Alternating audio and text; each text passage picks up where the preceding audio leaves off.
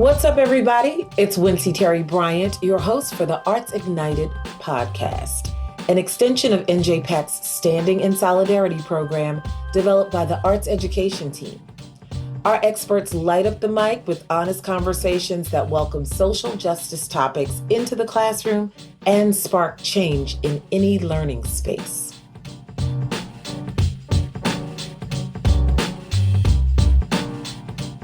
I hope you had a chance to listen to our last episode, Beats as Bridges, with the fresh professor, James Miles.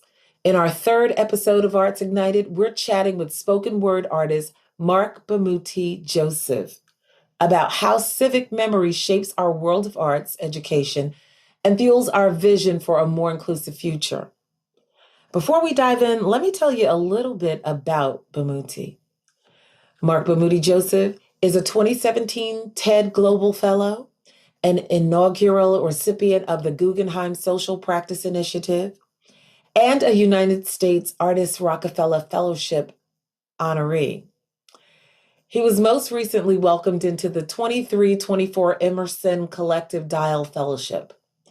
An internationally renowned cultural strategist, Bamuthi is the co-creator of the paradigm-shifting allyship training Healing Forward. Bamuthi has recently completed commissions for Yale University, the Albany Symphony Orchestra, the Minnesota Orchestra, the New Jersey Symphony Orchestra, and the Washington National Opera. He currently serves as the Vice President of Social Impact and Artistic Director of Cultural Strategy at the Kennedy Center. Welcome, Bamuthi.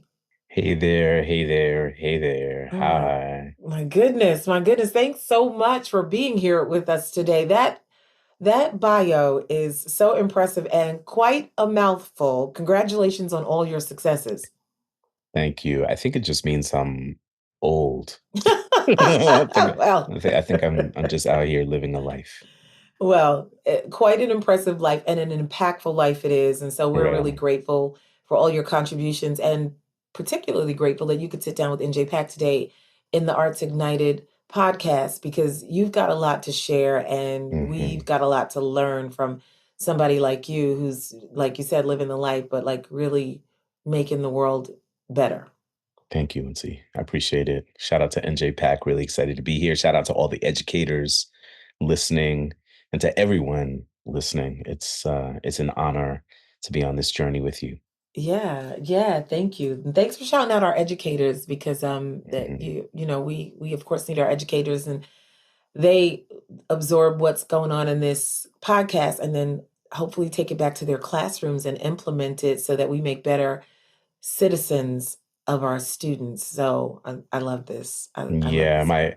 My grandmother teacher, my mother's mother teacher, my father's father teacher, my mother teacher, my graduate degrees in secondary education, worked with young writers, founded a nonprofit called Youth Speaks, or co-founded a nonprofit called Youth Speaks. So worked in high schools all my adult life. So the discipline and the artistry of education is very personal to me. So those are kind of the three ways that I work. I work in education, I work in nonprofit administration, and I continue to work in literary performance. I love that you have experience in the classroom. Like, how did you get to that work? How did you find yourself there? I taught at a small independent school called the Branson School, north of the Golden Gate Bridge in the Bay Area. And that was perfect because it set me, in a space, in a geography, which historically has served as one of the kind of cultural edges of the United States. It put me in the classroom where I could learn as much from my students as the senior teachers and master teachers around me, and it also put me in great proximity to a beautiful independent hip hop scene. So I started cutting my teeth as a culture maker and poet, as well as an educator, and really used kind of what I was learning in culture, both through folkloric dance and also the spoken word scene in the Bay Area, I was able to kind of take those experiences outside of the classroom and bring them inside of the classroom, which helped me develop practice because, as any young educator knows, you can only get by on charisma, but for so long. Come on, can we talk? Yeah. I love that. I love that so Mhm. much. So now, so culture maker, Yeah. poet, and Mhm. now cultural strategist. Yeah. Tell us what it means to be a cultural strategist. I will just say that someone has to cultivate the creative horizon. Yeah. Someone has to imagine a future for us. And we know in our legislative roles and our legislative responsibilities and our civic practices, we know, especially coming off of a very turbulent and volatile political season, Mhm. that elected officials will campaign based on a vision for us, a legislative vision for us, Okay. a legislative agenda. Yeah. Um, but my belief is that culture precedes policy, that first there is cultural acceptance, there Mm. is cultural practice. I think that the same way that we wouldn't have Barack Obama as a president if we didn't have hip hop. I don't Mm. think we would have Donald Trump as a president if we didn't have the comment section of the internet. That there is Mm. something that there is Okay. something about cultural practice and cultural medium that then prepares us to elevate certain archetypes into leadership positions. So Mm. so who strategizes around what the cultural landscape looks like? Yeah. Who sets up for us through institutional levers, through pedagogical levers, through songs that are made, through films that are made, through Yeah. dances that are made, a kind of vision of where culture is headed. Okay. Um, my role is to work with organizations, big and small, large institutions like my home base, which is the Kennedy Center. I serve as the vice president of social impact at the Kennedy Center, as well Yes. as the artistic director of cultural strategy. But I also work with an independent group of producers, sozo artists, in the development of a kind of learning module, an equity module called Healing Forward. And we work with clients as varied as the Apollo Theater, the Meany Center for the Arts at the University of Washington, the Minnesota Orchestra, and many, many others, Yale University, and many others, to think about what their cultural strategies will be so as to lay the groundwork for how their students or their audiences or their constituents or their staff members begin to define and design for themselves what an equitable future looks like and how to create programming as well as internal pedagogy accordingly. So question, okay, because Of this is really course. it's really a deep and rich conversation. So Hmm. just say that we at organization XYZ or NJPAC, say Sure. we had you come in Yeah. and we want to shift the culture, right? Yeah. Um, Mhm.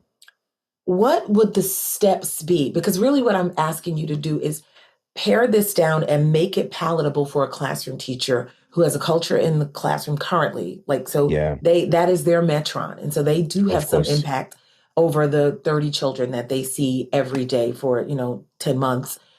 If there was a culture that they wanted to change, what's the how do you do it? Like, what kind of advice do you give them? What do you do to say, all right, let me see what you currently have going, and then this is how we shift it so we can change the landscape? How do you do that? Yeah, for me, whether I'm working in the classroom or in a corporation, Hmm. inspiration itself is the North Star.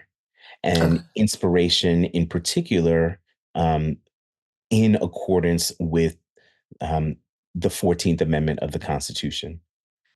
I think that in order to be enfranchised in the country, in order to have um, uh, access to the pursuit of happiness. And you don't just need access, let's say, to the ballot box or equal protection under the law. You Hmm. also need equal access to inspiration. Okay. So I think if you're, a science teacher, or you're a history teacher, or you're a language arts teacher, the primary mandate in most of our classrooms is the distribution, dissemination, and kind of deconstruction of curricular material. Right. There's certain dates you have to know. There's certain Hmm. compounds you have to understand. There are formulas that you have to know. Um, a lot of what our students often ask us is this going to be on the test? Hmm. And there's so many reasons for that. One, there's a lot of a kind of transactional culture within the classroom. Folks want to be as economical and efficient as possible with the Right. information that they're learning. And for teachers and professors, there's so many standards that they have to make sure that they orient their students towards that. Again, we tend to be results oriented in this way. But classroom culture is, I think, a little bit different. Okay. Classroom culture is an orientation or an inclination to what is bigger than the classroom itself. And I know so many educators struggle with that issue. And I, as a strategist and as an artist, also struggle with this issue. Mm. I don't want to just um, say the simple thing. Uh, Hmm. there are enough people that are giving us the kind of literal or two-dimensional understanding of time and space. My job as an artist, and I think our job as an educator, as educators, is to um, is to draw a line between facts and the future. Okay. And the line between facts and the future, I think, is inspiration. I, the thing that so many of us struggle with, and I think the dragon that we're all trying to slay, is apathy. So, Okay. how do you convey to a young person that their investment in their future um, i- is is essentially the bridge between a kind of bleak or nihilistic tomorrow and a tomorrow where we are all activated, where we all have agency. Okay. That really is up to individual educators to create for themselves, I think, based on the students that they have. But I think that so many of us have an orientation towards the market and the marketplace. Our students, and I'm a father. I understand. My son is just about out of college. He's 22 and almost finished with school. And there's a thing now, the same way that I had when I was leaving school. He's a creative person. He's like, um, how are these skills applicable in the marketplace? Hmm. And I think you have to be um, um, realistic about the ways that information serve the market, but you also have to be aspirational, Hmm. in terms of um, creating for young people and understanding that their skills not only are marketable, but can be expanded towards a kind of brighter or more expansive positionality that informs and aids all of us. My mom is currently an educator at Montclair State University. um, Nice. she spent many years in the field of nursing. She worked at several hospitals, and including Harlem Hospital. Like I said, we were raised in New York, so she worked at Booth Memorial Hospital in Queens. She's an educator now. My mom has a nurse's heart, Mm. and the same way that I believe in the nurse's heart, I believe in the artist intellect. Mm. I want to make a difference. I want to make a differentiation or distinction between the arts and artist intellect, Okay. or the arts and an artist heart. I think a lot of times in our schools and maybe within ourselves, when we think about the arts, we think I play the oboe. Mm, Those are the, that's the arts. sure. Or I paint, or I do bookbinding, or I am a potter. That's the arts. Hmm. Or ballet or jazz or tap, I dance. Those are the arts. Those are artistic mediums, Uh-huh. and those are artistic practices. Um, but the arts are wider than medium or practice. Nice. You can be a, a scientist or a historian, or you could be someone who focuses on geology, or you could focus on um, calculus. Do you approach your specific vocations through the lens or with the heart or through the prism of the artist?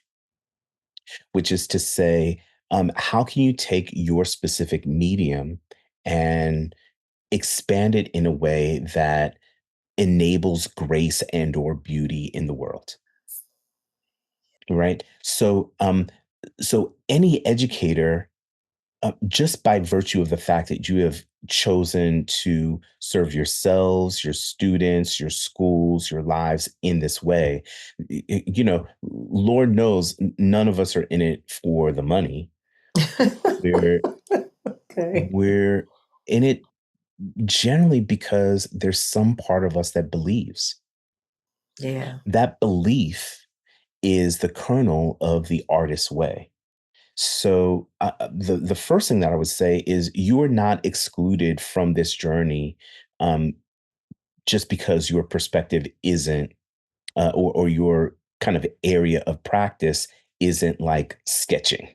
I love You it. know what I mean? Or Yeah. like charcoal drawing, or whatever. By virtue of the fact that you're in the classroom, you already have an artist's heart. The second thing that I would say is, um, there's for arts educators in particular, a lot of us teach specific skills, or the honing of specific skills. We also teach the history of our specific mediums.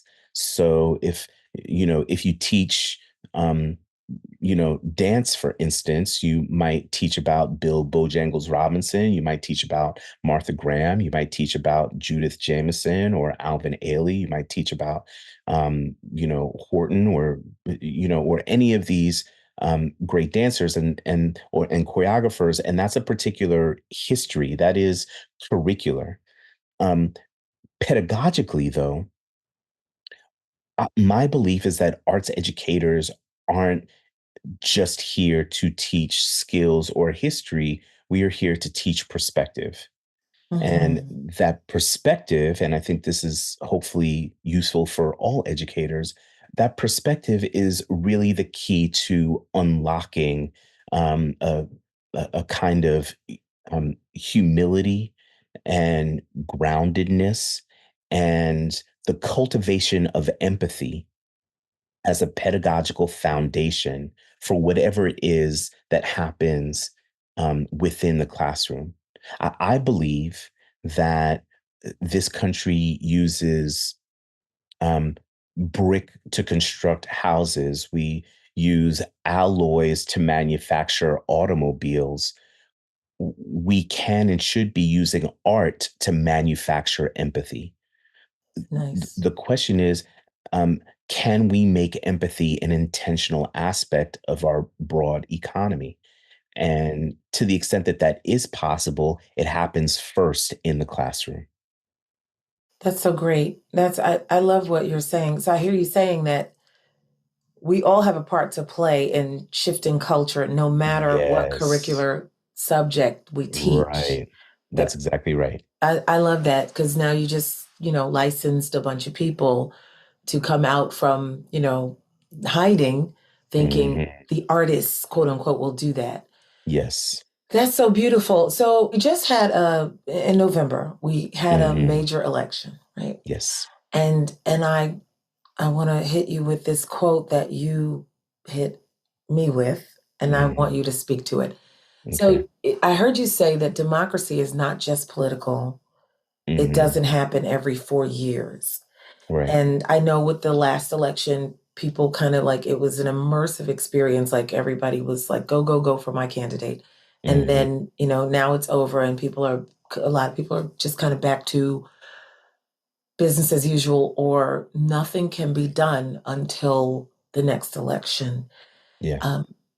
But you say it doesn't happen every 4 years. So I want you to speak to that, and then also how in the classrooms and in these organizations, these the nonprofits that you work with and the arts organizations, like what's our responsibility to set up and kind of like be a bridge for connecting these experiences so that they don't occur every 4 years and throw everybody into a panic. Whew. Okay, so that's big. That's a lot. Okay. I'm gonna try to uh, eat this You can elephant do it. I know you one can.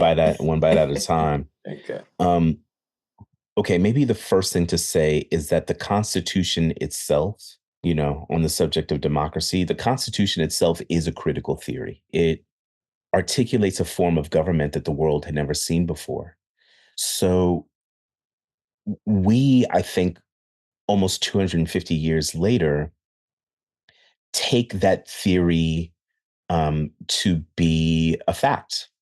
Mhm. But we also know, given what the president elect, given what the 47th president has promised, that there's a certain cynicism around um, around the kind of durability of the Constitution itself.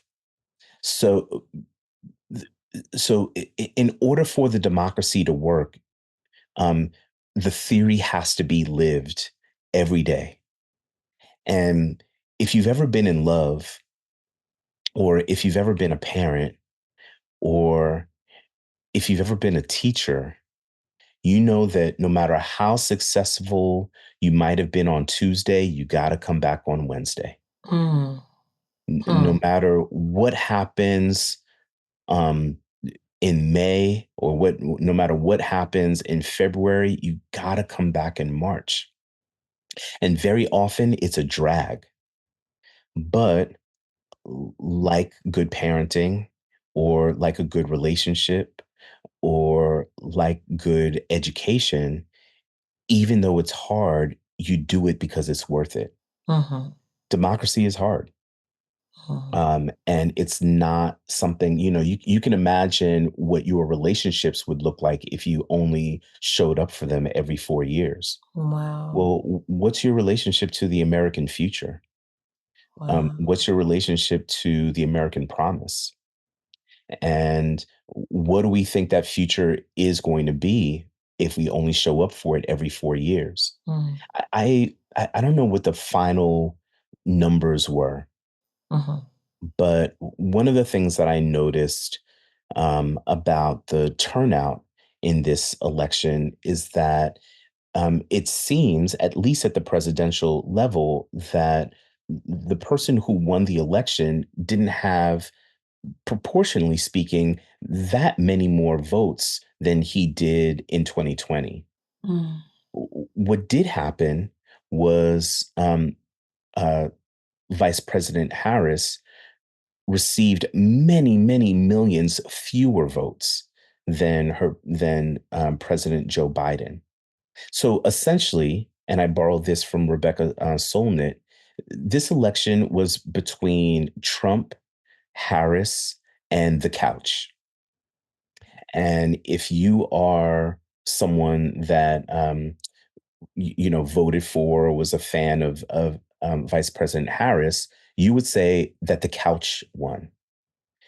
And so, really, what we're dealing with here is an apathetic, I think, an uninspired electorate. There are many, many reasons why the election shook out the way that it did, and these include um, protests over what's happening in the Middle East. It includes, a certain level of misogyny, or it includes a hesitation around a full support of a woman of color as the leader of the free world. There are many sociological reasons, but as an artist and as an artist educator, what I think is less about the binary contest between two candidates and a kind of um, meta phenomenon, which is just the number of people that didn't switch, they just didn't bother. Mm, And my job is to instigate the folks who didn't bother. mm, As educators, this is also our job, and Lord knows I know it's hard because young people have so much to deal with. We in our daily lives have so much to deal with. Most of us are really just trying to get to the end of the period, let alone the end of the week, let alone the end of the school year. We have a difficult time thinking about the end of an electoral cycle. But this is it.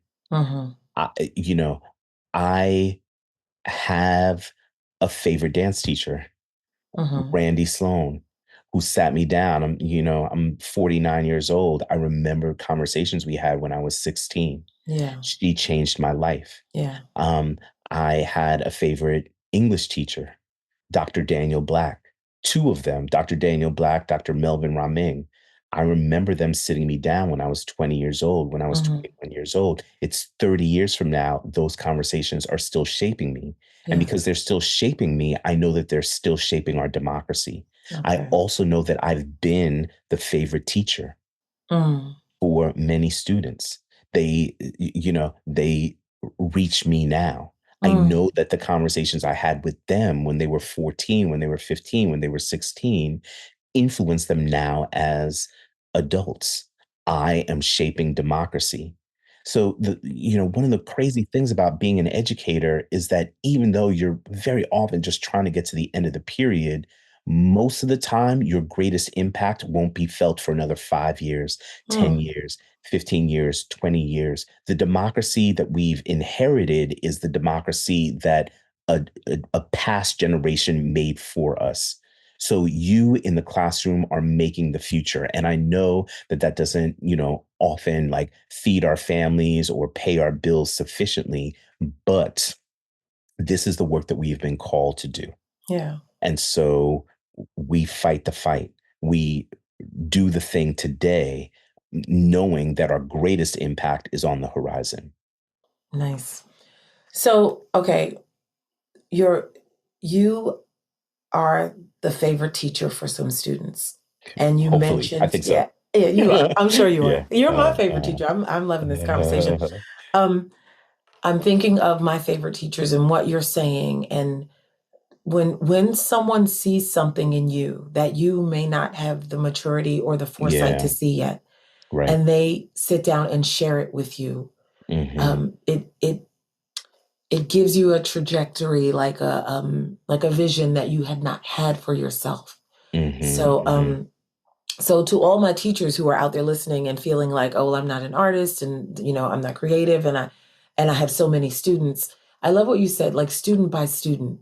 Yeah. So if you are authentic and you have a connection with a student, you won't Hmm. be the favorite for 30 students, but you might change the world for one or two, three students that year, which could change the world. You know what I mean? Yeah, absolutely. We've had favorite coaches, we've had favorite students. The thing is, um, that you are having an impact, and that also is a thing that sometimes feels lonely for us. You wonder if you're having an impact. Um, but we are. Mm-hmm. The great Octavia Butler says, "All that you touch, you change." Mm, All that you change changes you, right? So nice. and this is true. Everyone that we come in contact with is altered chemically, metaphysically, Yeah. intellectually, emotionally by brief interactions or deep interactions. I, I remember, um, at the time, young people that I went to middle school and high school with, and I remember teachers. There's a relationship, especially now, as um, history continues to be a contested site. There's a difference maybe between history, memory, and the truth.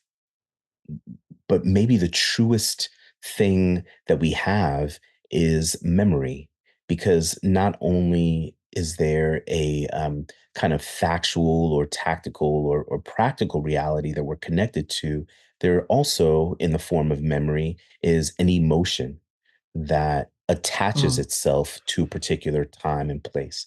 So memories ultimately make a life. mm, Right? So, what are the memories that we're making in our classrooms for our young people? How do we attach a certain level of emotion or emotional intelligence to aptitude or epistemological understanding and consideration?